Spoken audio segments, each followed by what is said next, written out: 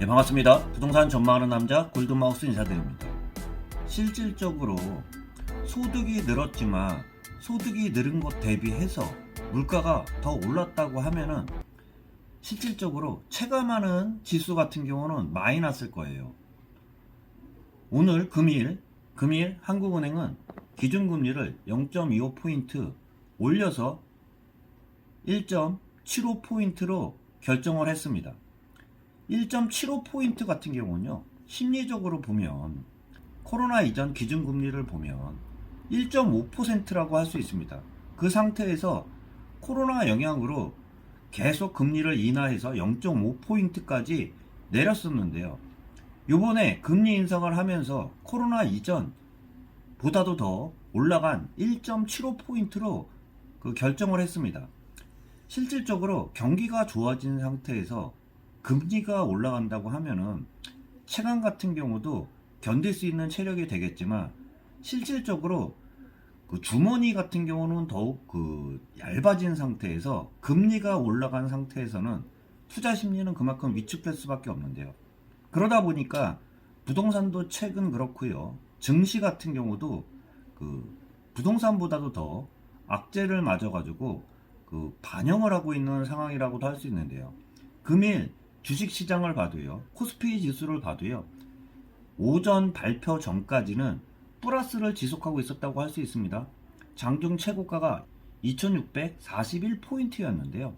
금리 인상과 함께 장중 최저가가 2602포인트, 마감은 2612포인트로 마감을 했는데요.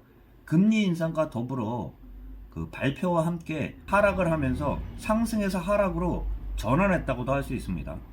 그만큼 투자 심리가 많이 위축됐다고 할 수 있는데요. 한국은행의 자료들을 봐도요, 실질적으로 경제가 성장하는 것보다 물가 같은 경우가 오히려 소비자 물가 같은 경우가 더 상승을 하면서 체감 같은 경우는 마이너스 성장을 하고 있는 그러한 지표라고도 할 수 있습니다. 발표 자료를 보면 금년이나 내년 소비자 물가 지수를 보면 4.5포인트, 내년에는 2.9% 소비자 물가 지수를 전망을 하고 있는데요. 그와 대비해서 경제 성장률 같은 경우는 금년 2.7포인트, 내년에 2.4포인트 소비자 물가 지수가 상승하는 것보다도 더 못하게 상승한다고 전망을 하고 있습니다.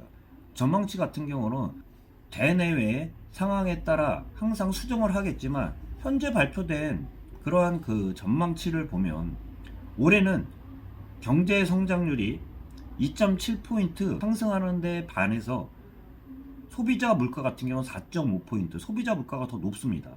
내년 같은 경우도 2.4포인트 성장한다고 예상을 하고 있지만 소비자 물가 같은 경우는 2.9포인트 경제 성장률보다 소비자 물가가 더 올라가면서 체감 같은 경우는 마이너스라고도 볼 수 있습니다. 그렇기 때문에 주식시장 같은 경우는 선반영을 하고 있기 때문에 지금 최근에 들어서는 계속 하락을 하면서 장중 하락을 지속하고 있다고도 할 수 있는데요.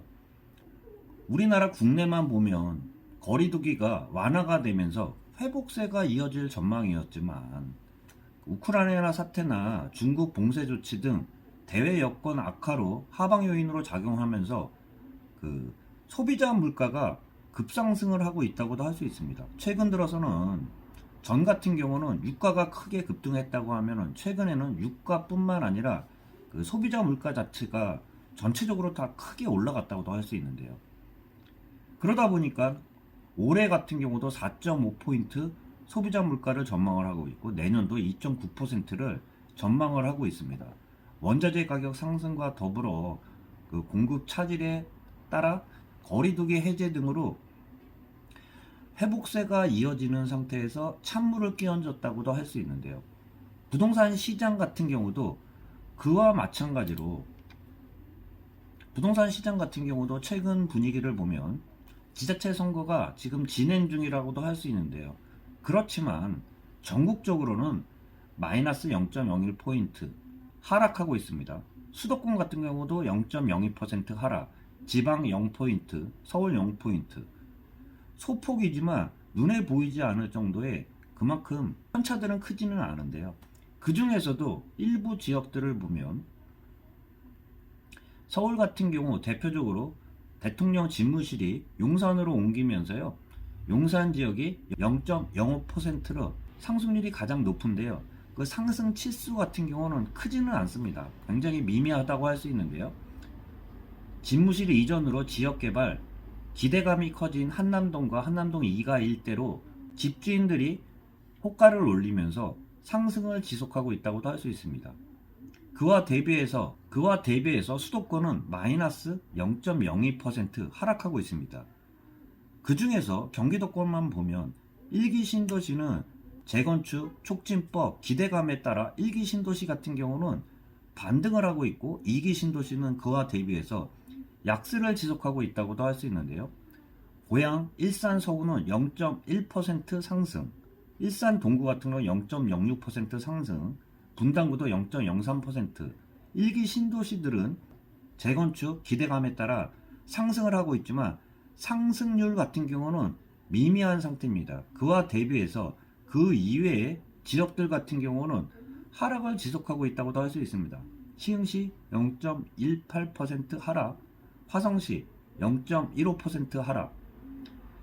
전체적으로 보면 서울 지역 중에서도 용산이나 재건축 기대감이 있는 지역들이나 1기 신도시들은 상승을 하고 있지만 상승률 같은 경우는 크지는 않은 상태예요. 그 이외의 지역들은 오히려 하락을 하면서 차별화 현상을 보이고 있는데요. 그 편차 같은 경우는 크지 않은 게 특징이라고도 할 수 있습니다.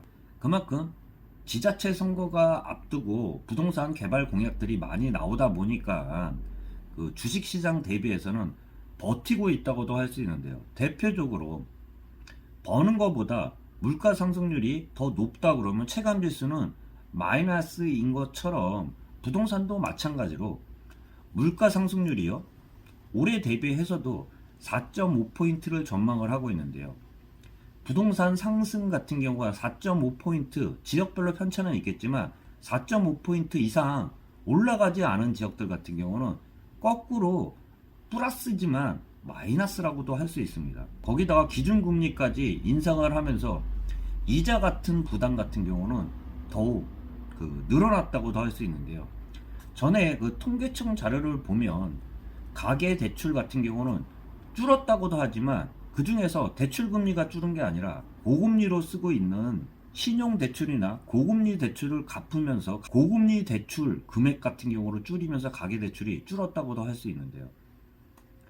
최근 지금까지 부동산을 상승을 시켰던 큰 축이라고 할 수 있는 저금리 유동성 같은 경우는 지금 코로나 이전으로 벌써 그 이상으로 상승을 하면서 1.75포인트로 상승을 한 상태에서 소비자 물가까지 그 상승이 지속되면서 금리는 계속 올라가는 상황이기 때문에 체감 같은 경우는 더욱 낮아지면서 주식시장뿐만 아니라 부동산 시장 같은 경우도 최근 들어서는 더더욱 호재와 악재가 서로 존재를 하면서 그만큼 팽팽하게 눈치 보기가 지속되고 있는 상황이지만 그렇지만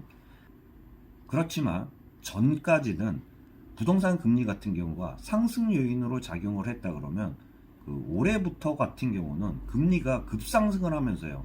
상승도 상승이지만 너무 급하게 올라가면서 체감 같은 경우는 커지면서 상승 압박을 막는 그러한 악재로 작용을 하면서 최근 들어서는 더더욱 눈치 보기 현상이 뚜렷한 상황이라고도 할 수 있습니다.